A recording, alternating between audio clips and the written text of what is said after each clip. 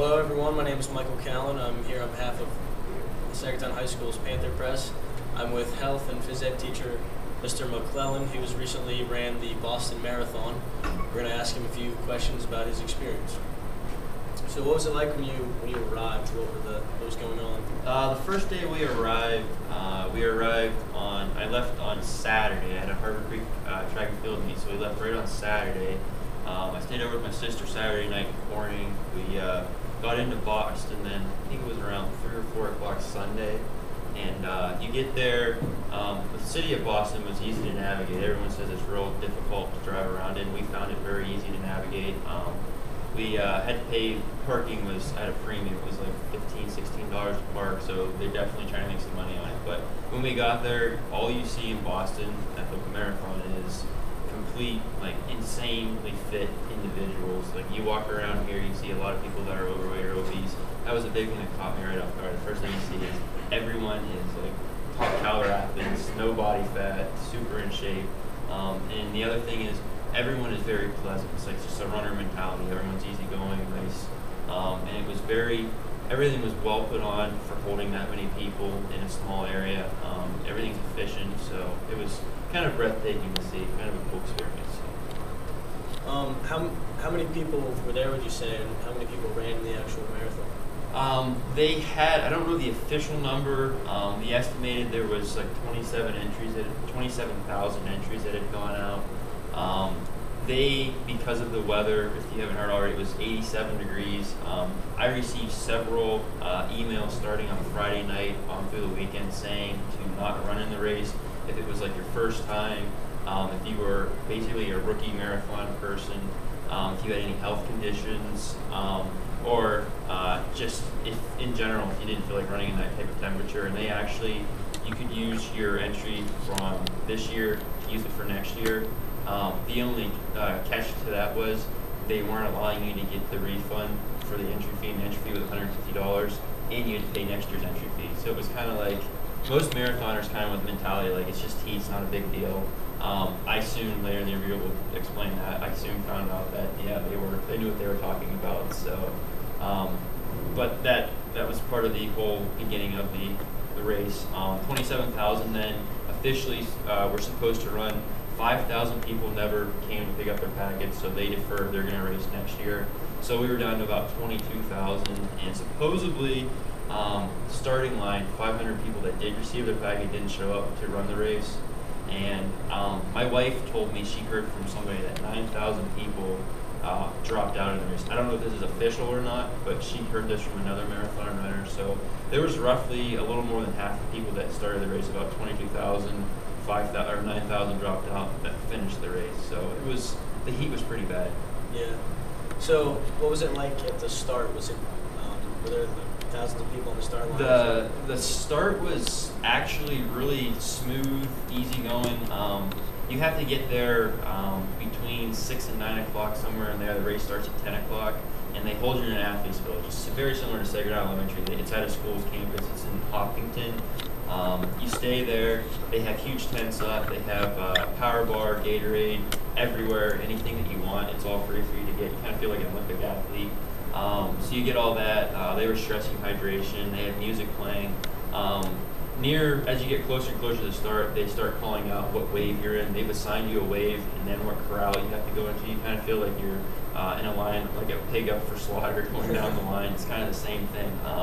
But I was in wave 1, corral 5, so my bib number was 4,779, so I was right around the 5,000 runner to be able to run in it. So there was a lot of people in front of me. I couldn't see exactly what was going on, but they just start you in a corral on a street, and it's a from point A to point B course, and you just start in a line, and it's 10 o'clock starts, and you slowly, once the first group goes through, you slowly work on up. But it was real efficient. No problems. Everyone was pleasant to deal with.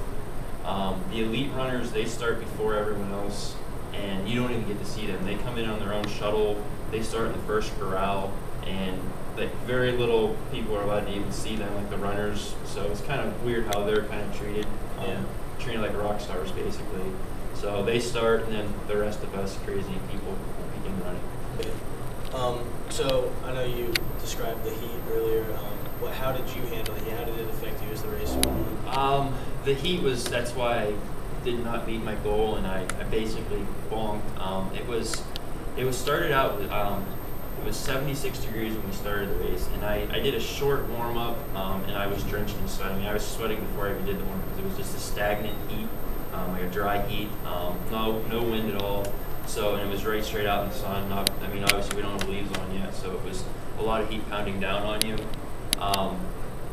After that, the temperature, by the time I finished, it was up into the 87, high 80s mark. So it had progressively climbed rapidly during the 3 hours of running that I was doing.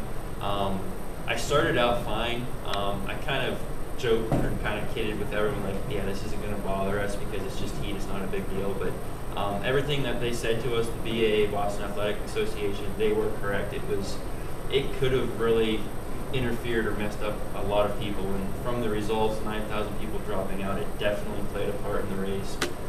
Several people were along the course getting carted in wheelchairs, getting carted off because of heat exhaustion. I've never seen that before.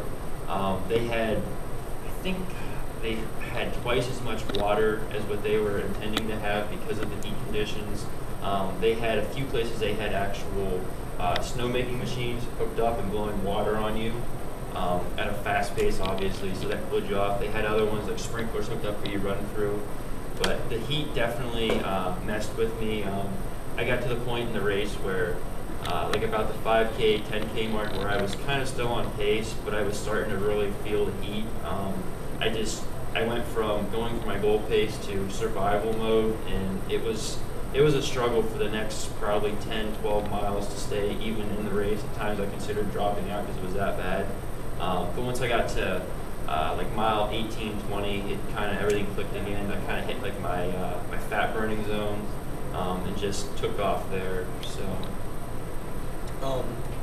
So like I guess I'm not that familiar with a marathon. Like, are there breaks? Do you stop for water? Like, how do you?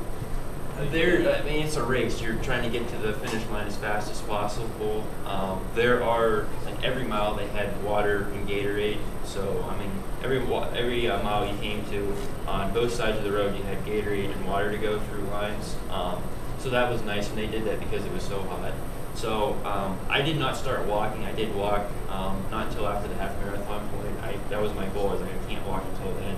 But had I not walked, I don't think I would have been able to finish. I would have been like many other people that kind of bonked because they went as hard as they could. And your body can't handle that when you're not acclimated to the temperature. So every mile we drank. Again, like I said, they had sprinklers out. People had hoses trying to hose off the runners. So that cooled you down. But by the time I got to the next mile, every time I was completely, thirsty, dehydrated. Again, it was that hot. Your body was completely dry. So it was unbelievable, the temperature. So I know you talked about 9,000 people dropping out. I did some research, and last year's winner from Kenya, Jeffrey Mutai, I think was his name. Okay, he dropped out, I heard.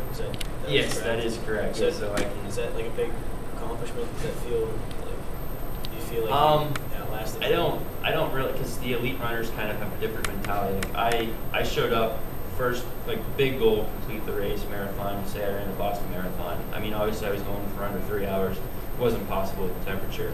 But beating him isn't like, I don't even consider myself beating him because he could have ran a slower race and still beat me and not pass out. But the elite runners, they're running to win the race. They don't care if they get second, third, or whatever. I mean, they're going to win. So Mutai, I mean, obviously he has last year's race to fall back on, saying he's the fastest marathon guy in the world. So I can say he last year's winner kind of sounds good, but obviously in a normal race, if he raced the same pace as me, he would have blown my doors off. So not comparable. They're at a different level. So what was it like at the finish? Were there like people did people just like collapse at the finish? It wasn't. I thought there would be more people collapsing, but there wasn't. The people just, by the time they got to that point, the adrenaline rush you got when you entered the city, like the last 2 or 3 miles, the streets are just lined, people are screaming. It's just an adrenaline rush. I had goosebumps the whole way to the finish line because people are just screaming. I've never seen that many people in my life on the sidelines just yelling for you. And I mean, with that, I just picked up. I mean, my miles dropped finally by then. I mean, obviously it wasn't fast. I was running 8:02s, I think, by that point. Again, it wasn't fast, but I picked up because of that. But as you come in, you make a couple sharp turns, so you can't see the finish line until you're about, I think it's a 600 or 800 yard like run to see the finish line, once I saw that, I really took off into a sprint because it's what I've been dreaming of, always finishing the marathon. So at that point, you don't feel anything. As soon as I finished, though, definitely all the aches and pains started creeping up. My hamstrings kind of were balling up. So immediately, as soon as I stopped, I got Gatorade. If anyone knows that, like Gatorade, they had the recovery drink that was like offered you free, all this stuff, all these nice drinks. So I started drinking that. As soon as I had that in me, I started feeling better. And you actually, when you finish, you have to walk. It's about a mile and a half maze to get out to where your family members are, just to get out of the whole finish line area. So that was kind of that was one thing I wish they would not have so long, because when you finish a race, the last thing you want to do is continue walking. So that was a little long, but it was just neat to see. I mean, even when you're doing that, people are still cheering for you because like you finished the Boston Marathon, it's a big deal. Yeah. But it's something I wish I would have videotaped and could have shown everyone the presence of being there in that kind of area. So you finished the race and drove all the way home and came to school the next day. What made you do that? I mean, being a new teacher, I don't have a whole lot of personal days, and I like to use them for like other events that I can. I went with my wife, mom, and kind of like my coach, good friend of mine. My mom and him, they drove. We got back around 1:30. I don't know. As soon as we got done with the race, we took off. I didn't feel bad during the whole part. I just had a little bit of restless leg syndrome going on, which wasn't a big deal. But I was kind of more on still adrenaline rush, so a lot of the stuff I had wrong with me, like fatigue, dehydration, I didn't notice because I was such on an adrenaline rush for finishing it. When I came to school the next day, I slept very little that night when I got home. I had like 4 or 5 hours of sleep, which it wasn't very restful sleep. I mean, I was up and out. I wasn't really sleeping that well.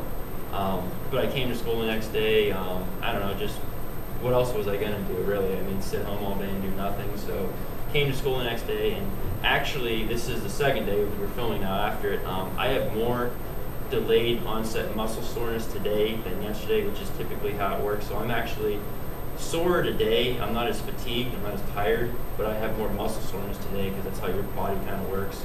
So I am planning on doing a run tonight just to get the lactic acid flushed out of my system. So kind of weird how that works. Yeah.